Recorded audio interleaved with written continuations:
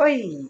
Bom, eu sou Josileia Teodoro Severiano Mendonça, eu sou advogada e eu vim falar para vocês mais uma vez a respeito dos precatórios. Então, tenho vídeos anteriores que explicam direitinho, assim, bem detalhadamente o que é precatório, como funciona e tudo mais. Você pode ver lá nos vídeos anteriores. Esse daqui é para falar dos precatórios de 2022. Quando que vão ser pagos, pelo amor de Deus? Eu estou arriscando que vai ser pago entre julho e agosto. Por quê? Já explico. Ó, ano passado nós tivemos a emenda constitucional 113, que mudou toda a forma de receber precatório, todo o procedimento. Tivemos também a emenda 114, que trouxe mais mudanças, especialmente os precatórios da educação. E tudo isso veio modificando muito, né? Nós tínhamos dois grandes grupos de precatórios, os precatórios federais e os precatórios estaduais. Os precatórios federais, eles eram pagos sempre no ano da proposta, não atrasava. Se saía na proposta, lá no processo, que o precatório era para 2021, ele foi pago em 2021. Ele era pago de janeiro a dezembro de 2021 e nunca atrasava. Bom, o sonho acabou, né? Fazer o quê? Tudo que é bom dura pouco.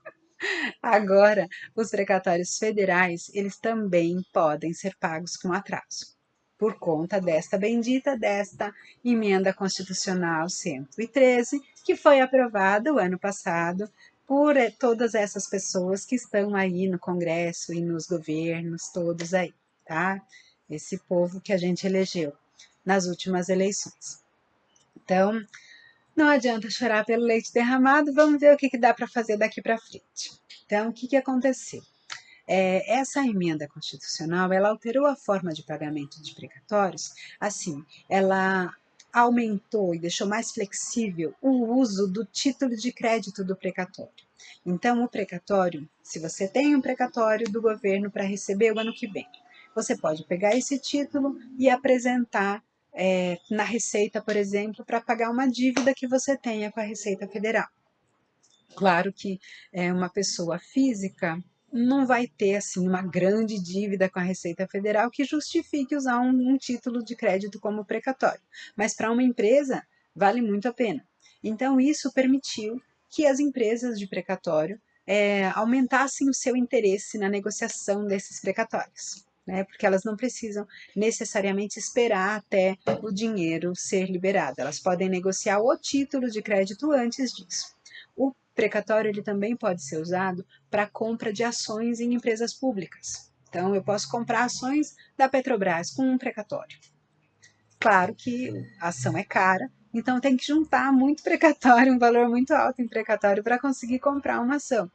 Mas, as empresas aí que negociam, que compram precatório, elas fazem isso também. Tá? Então, não dessa empresa necessariamente, não só da Petrobras, mas de qualquer empresa pública que tenha ações disponíveis para compra através de título público, tá? De títulos da dívida pública, certo? Então, assim, para resumir, a possibilidade de uso dos precatórios, ela foi flexibilizada, tem mais formas de usar o precatório que não necessariamente só esperar para trocar pelo dinheiro quando o dinheiro estiver liberado, certo? Quando termina um processo contra o governo, né, ou governo federal ou governo estadual, e esse precatório ele é registrado, né, você é segurado, você é credor que já tem esse direito reconhecido, que tem o seu precatório registrado, na verdade você já tem um título de crédito contra o governo. Então você já tem um patrimônio.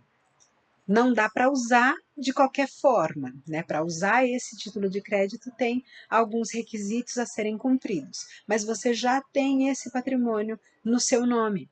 Então, e só o título, só o fato de ter o título de crédito registrado, que é o precatório, isso já é um patrimônio que pode ser negociado, tá?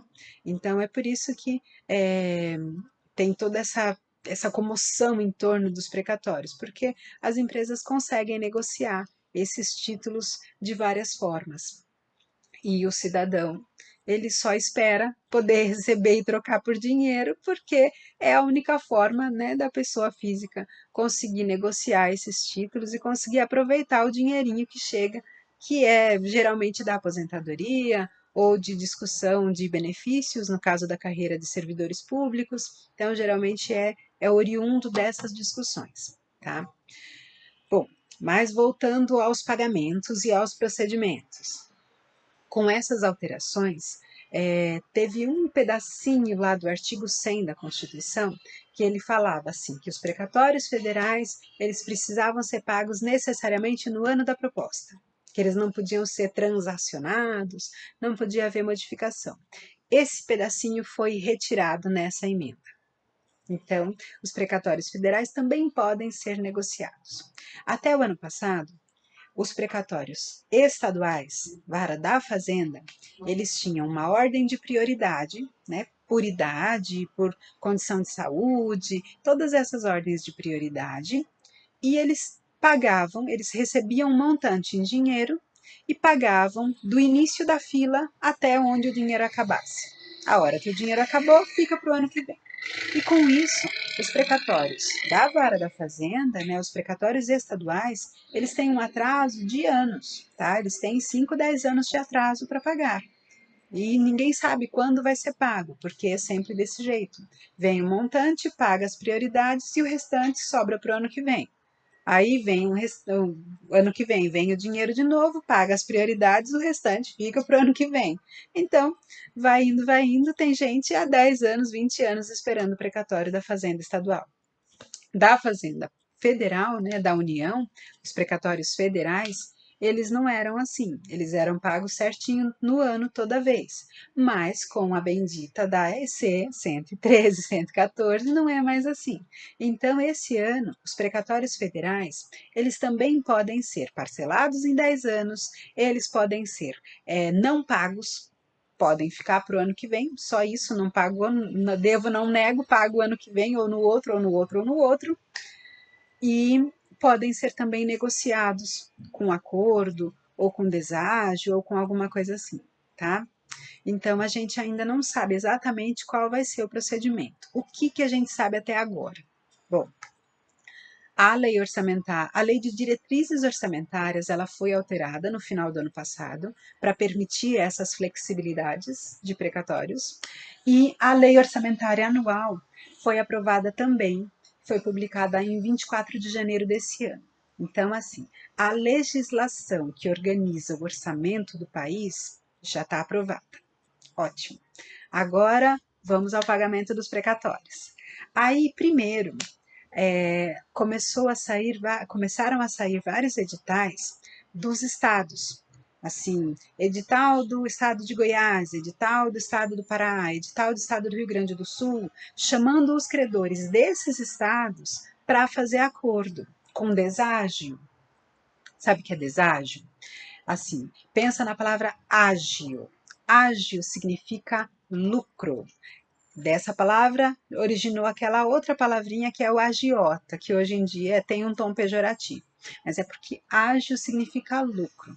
Então, deságio é um desconto, tá? Então, quando o governo fala em pagar com deságio, é porque vai ter um desconto aí.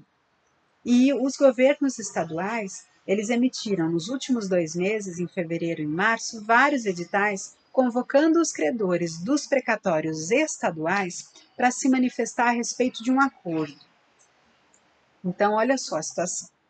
O servidor público do Estado, ele disputou por 10, 15 anos o pagamento de uma gratificação, ganhou o processo e está esperando há mais 10 anos para receber. E finalmente, ao fim e ao cabo, vem o governo e diz: olha, você quer receber com desconto? 40% de desconto? Posso pagar agora. Olha só que coisa boa, que notícia fantástica. Então, é isso que está acontecendo. Os governos estaduais começaram, em fevereiro e março, a negociar os precatórios estaduais com deságio. E aí fizeram editais para todas as pessoas que quisessem participar, né, dessa negociação super digna de pagamento de dívidas públicas e e, e assim, os valores recebidos, eles foram incluídos nessa conta do acordo vão ser feitos todos os acordos que os credores se manifestarem e concordarem com a negociação. Se sobrar algum valor dessa negociação, volta para a conta de prioridades, né? Volta para a conta da fila mesmo, e aí vão ser pagos os precatórios pelas ordens de prioridade da Fazenda Estadual, certo? Então, esse foi o primeiro passo. Isso foi feito entre fevereiro e março, né? Vários estados aderiram. Aí, em março, a gente viu publicação, chamado a respeito dos precatórios do Fundeb, que são os precatórios do Fundo de Manutenção da Educação. Então, desde março, tem tido negociações em relação ao Fundo da Educação. Esse Fundo da Educação, assim, bem de modo bem simples, bem simplório quase, é oriundo de todos os investimentos que não chegaram finalmente, né, os valores da compensação de tributos que precisa haver entre município, estado e União, que devem ser arrecadados e investidos na educação, esses valores que não conseguiram ser cumpridos dentro do exercício, esses valores todos, eles somados, formam um montante que é um precatório. Assim, é como se houvesse uma dívida a ser paga com a educação de cada ente federativo do país, porque a educação deve receber repasse dos tributos federais, dos tributos estaduais e dos tributos municipais. A educação é um pacto nacional que envolve os três atores, né, as três esferas, município, estado e governo. E, normalmente, essa arrecadação de tributos, essa compensação e essa destinação de todos esses recursos para todos os entes da educação, ela não consegue ser feita assim de forma certinha. Sempre fica sobrando alguma coisa. Então, a educação, de modo geral, do país, ela sempre fica com uma dívida para receber quando regularizar todos os orçamentos. E isso vira o precatório da educação. Tá? E aí, esse precatório da educação teve uma negociação à parte no Congresso no ano passado, que deu origem à emenda 114. Aí, os precatórios da educação, eles poderão ser parcelados em até 3 parcelas anuais só, 40, 30, 30. E depois, eles devem ser entregues, né, nos órgãos da educação, secretaria, diretoria, enfim, nos órgãos da educação do país, devem ser divididos e distribuídos com outros requisitos, né? Tem um percentual. Uma das propostas é que os professores recebam no mínimo 60% desses valores destinados ao precatório da educação, mas não se sabe exatamente se são só os professores, só os titulares, os substitutos, ou se todo aquele que exerce a função, mas não tem o cargo, se é quem tem o cargo, não tem a função, enfim, esses detalhezinhos técnicos de efetivamente como que vai ser o pagamento, esses detalhes é a própria educação que decide, assim, que vai estabelecer resoluções e portarias e essas normas internas para dizer como que vão ser pagos os valores dos precatórios da educação, como que vão ser distribuídos em todos os agentes, né, em todo o pessoal da educação, quanto vai ficar para a escola, quanto vai ficar para o professor, quanto vai ficar para todos os atores da educação do país, tá? Então isso está em negociação, tá? Então, começaram a ser liberados no mês passado e estão em negociação, está sendo feito, está sendo regularizado. Legal. E agora, a terceira parte, os precatórios federais, cadê eles? Que ainda não vimos. Então, aí, dia 6 de abril agora, teve uma portaria do CNJ, que é a portaria 103. CNJ é o Conselho Nacional de Justiça. Aí, o CNJ reuniu um grupo de pessoas, desembargadores, juízes, representantes da OAB, para atualizar a Resolução 303, que é de 2019, que estabelece certinho quais são os procedimentos para pagamento dos precatórios federais. Em 2019, por causa da pandemia, a Resolução 303 foi criada e estabeleceu os parâmetros de pagamento, o que podia fazer, o que não podia, os pagamentos que podiam ser feitos direto em conta, quais eram os procedimentos realmente que podiam ser criados, podiam ser feitos naquele momento para que as pessoas recebessem os seus precatórios. Naquele momento, a gente tinha a novidade da pandemia. Então, precisou adaptar a forma de receber, porque os bancos tinham atendimento restrito. Bom, nesse ano a gente tem a novidade das emendas constitucionais. Então é preciso criar uma nova resolução para estabelecer como vai ser pago, tá? Por quê? As emendas constitucionais estabeleceram vários grupos, né? Dividiram em grupos de valor e idade. Então, assim, quem tem prioridade para receber os precatórios federais são as pessoas que vão receber valores de até 60 salários mínimos, é o primeiro grande grupo. Dentro desse primeiro os que têm mais de 60 anos, depois quem tem menos de 60 anos, mas está nessa faixa de valor.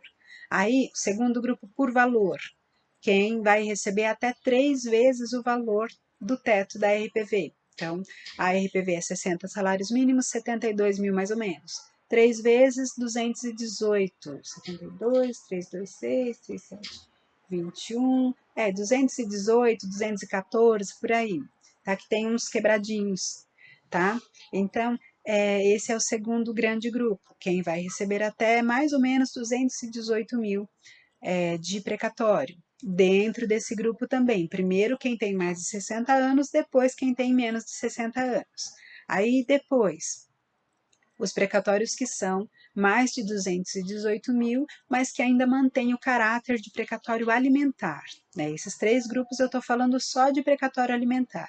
Precatório que é oriundo ou de aposentadoria, ou de discussão de benefícios de servidores públicos, precatórios que são de salário, tá? Seja de aposentadoria ou de trabalho na ativa. Então, esses precatórios são os primeiros, são esses grupos divididos que têm essas prioridades. Terceiro grupo, precatórios acima de 218 mil, primeiro quem tem mais de 60 anos, depois quem tem menos de 60 anos. E depois os outros precatórios que não têm caráter de prioridade, não tem caráter alimentar, certo? O que é um precatório que não é alimentar? Bom, é uma discussão de tributo, por exemplo, é uma restituição de tributo pago a mais, é uma discussão de valor de desapropriação de imóvel, né? De repente eu tive lá um imóvel desapropriado pela União e estou discutindo o valor daquele imóvel com a União num processo longuíssimo e finalmente resolveu se eu vou receber por precatório aí um valor oriundo de uma negociação com a União. Tá? Então, são precatórios que são também pagos pelo governo, porque o governo fez parte do processo judicial, mas que não são discussões de aposentadorias ou de pagamentos ou de salários. Isso é o precatório que não é alimentar. Aí ele vem no último grupo, tá? Bom, agora, o que nós não sabemos ainda? Nós não sabemos quem exatamente vai receber esse ano. Por quê? Porque o dinheiro não vai dar para pagar todo mundo, tá?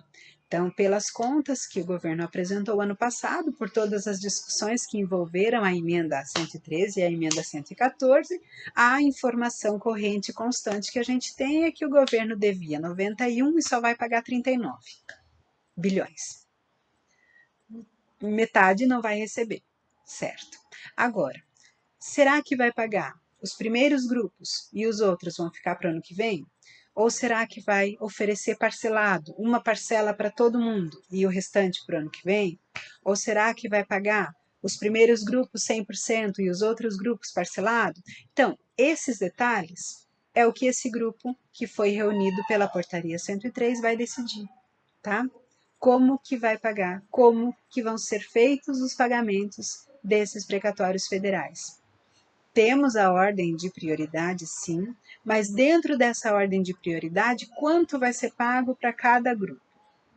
E quais são os grupos que vão ficar para o ano que vem, que não vão receber nada mesmo, e quais são os grupos que vão receber de forma parcelada? Esse parcelado que eu falo são parcelas anuais, tá? Não é mensal, não. Então, são parcelas anuais que podem ser até 10 parcelas anuais. 10, tá? 10 parcelas anuais. E aí, como essa portaria estabelece que esse grupo de trabalho ele tem 90 dias para atualizar as resoluções anteriores e estabelecer os novos procedimentos de precatórios, daí ao meu palpite, que esses precatórios eles virão entre julho e agosto. Por quê? A portaria foi publicada dia 6 de abril. Então, abril, maio, junho, 90 dias. Em julho, em agosto, os procedimentos, né, o instrumental de como vai ser pago vai estar pronto e o orçamento já está liberado desde janeiro. Então, os tribunais vão ter condição suficiente de começar a organizar esses pagamentos, tá? Então, é por isso que eu arrisco o meu palpite de que os precatórios devem ser pagos, né? Os precatórios federais devem ser pagos esse ano em julho ou em agosto. Claro que se esse grupo de trabalho andar muito rapidinho e conseguir atualizar esses procedimentos antes, os precatórios teriam condição de ser pagos antes. A gente só precisa ter este operacional para saber como que vai ser feito, né? Quais são as pessoas, quais são os critérios de divisão desse valor. Então, se talvez esse grupo de pessoas conseguir fazer isso com menos tempo, pode ser que seja pago com menos tempo. Agora, se a gente considerar o prazo inteiro, né, da possibilidade, o prazo máximo foi de 90 dias. Então, isso vai dar lá julho e agosto, tá? Então, por enquanto é isso. Se vocês tiverem comentários ou sugestões para fazer sobre o precatórios, coloca aí nos comentários. Se tiver mais dúvidas, coloca aí também, que eu respondo depois, tá bom? Tchau!